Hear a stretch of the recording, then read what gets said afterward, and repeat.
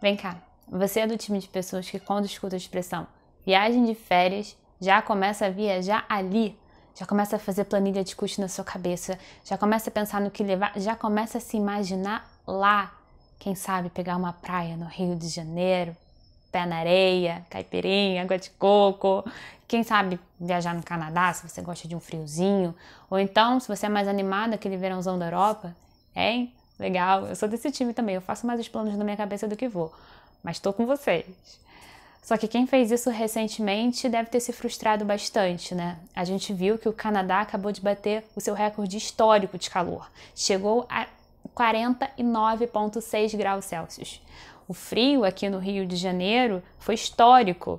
No sul nevou, sensação térmica de menos de 23 graus Celsius. E na Europa, as imagens de ruas que viraram rios na Alemanha rodaram a internet recentemente. Na China, as chuvas torrenciais foram tão repentinas que pegaram as pessoas no transporte público, deixando milhares de pessoas ilhadas.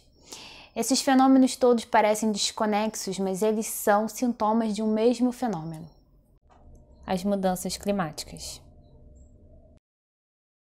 E aí, na sua região, aconteceu algum fenômeno extremo, algum evento atípico? Coloca aqui nos comentários pra gente saber.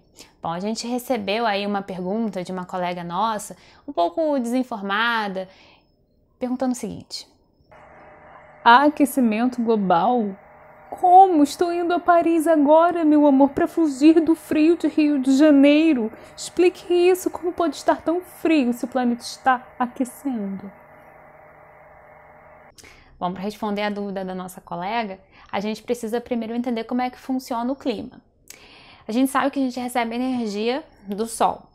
E a Terra é um organismo complexo, mas que a gente pode categorizar em 5 grandes esferas, que seriam a litosfera, que é a crosta terrestre, a atmosfera, que são os gases da Terra, a hidrosfera, que é o seu corpo hídrico, a criosfera, que seria o seu conjunto de gelos, sejam calotas polares, gelos superficiais, e a biosfera.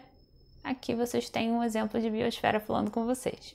Pois bem, essas esferas elas trabalham em equilíbrio e recebem o calor de forma diferente. E o que a gente está fazendo é alterar o equilíbrio entre essas esferas, emitindo mais CO2 para a atmosfera do que ela consegue acomodar. E a gente emite esse CO2 queimando combustível fóssil para gerar energia. Os combustíveis fósseis são o gás, o carvão, os derivados de petróleo, como gasolina, diesel. Esse CO2 indo para a atmosfera, ele tem essa capacidade de armazenar calor. Essa energia que chega do Sol, ela é distribuída entre essas esferas, mas parte dela é perdida para o universo. Só que o CO2 não permite que isso aconteça, transformando a gente numa estufa, ou melhor, piorando o efeito estufa que é necessário à vida. Ele torna isso mais extremo. Como mostra a pesquisa do climatologista da Universidade Federal do Rio Grande do Sul, Francisco Eliseu de Aquino, apresentada na BBC News pelo repórter João Felete, há uma troca constante entre Brasil e Antártida. Enquanto o Brasil envia massas de ar quente à Península Antártida, ela envia de volta massas de ar frio, como as massas de ar polar que chegaram agora em julho de 2021. Porém, quanto mais quente o planeta vai ficando, mais quentes são as massas de ar que o Brasil envia à Antártida, que nessa época do ano não recebe raios solares e então tem a sua atmosfera bastante propícia para receber esse calor. Quando o Brasil envia essa massa de ar mais intensa, também acaba deixando o caminho livre para receber massas de ar mais intensas da Antártida. E por isso a gente verifica esse frio mais extremo. Em um outro evento natural que a gente está tornando mais extremo é a Laninha. A Laninha é um evento natural que sempre ocorre, é cíclico, e o efeito prático dela aqui no Brasil é causar um período de menos chuvas e secas mais intensas. Como a gente está fazendo tudo ficar mais extremo com o aumento da temperatura do planeta, a Laninha também está mais extrema, ou seja, ela está durando mais e com menos chuva. E a gente espera que isso aconteça. Aqueles períodos de chuva provavelmente também vão trazer mais chuvas para a gente. E esse é o efeito do aquecimento médio global. É por isso que a gente prefere chamar de mudanças climáticas, porque mais do que aquecer, ele muda a dinâmica do planeta. No entanto, no ano de 2021, ela culminou na pior crise hídrica em 91 anos. Na verdade, o regime hídrico do Brasil ele vem diminuindo consecutivamente e tem batido recorde nos últimos 8 anos. No entanto, um regime hídrico deficiente no Brasil também significa crise elétrica e contas mais caras. Isso porque 65% da nossa matriz elétrica é baseada em energia hidrelétrica. Com o regime de chuva diminuindo, significa que a gente em algum momento tem que acionar as termoelétricas a gás. A energia termoelétrica no Brasil é cara e pior, ela é poluidora. E sabe aquele gás estufa, o CO2 e tal? Então, é justamente da queima de combustíveis fósseis. Então, quando a gente está acionando as termoelétricas, a gente não só está pagando uma conta mais cara, mas a gente também está piorando o problema para o ano que vem, provavelmente.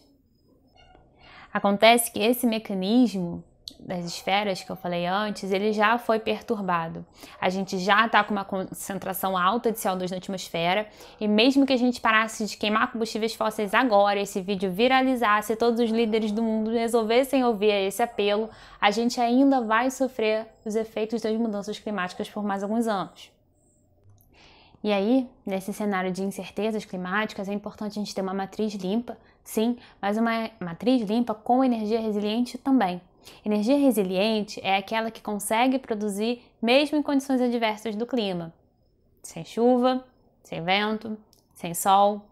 A gente precisa disso para que a gente tenha segurança de que a gente pode continuar evoluindo, que a gente pode continuar se desenvolvendo, levando energias para as cidades, para os hospitais, para as pessoas, sem estar poluindo. A energia nuclear é resiliente e limpa, ela emite menos que a própria energia solar. 4 vezes menos. Tem uma última característica da energia nuclear que faz ela essencial à nossa transição energética e à nossa matriz do futuro. É o fato dela ser muito densa. A energia nuclear é uma energia de fonte extremamente densa, ou seja, a gente consegue produzir energia em abundância. Hoje estima-se que 10% da população do mundo vive em condições de pobreza energética. Na sua maior parte, elas não têm acesso à energia elétrica. E em pleno século XXI, elas vivem como os nossos antepassados. Ou seja, certamente elas não têm as mesmas oportunidades que nós temos. E uma coisa que a gente tem certeza para o futuro é que a gente vai precisar de energia limpa, energia resiliente e de muita energia, para que ninguém fique para trás. Para que a gente não só construa um mundo em que a gente consiga sobreviver, mas que a gente construa um mundo em que ele seja melhor do que ele é hoje.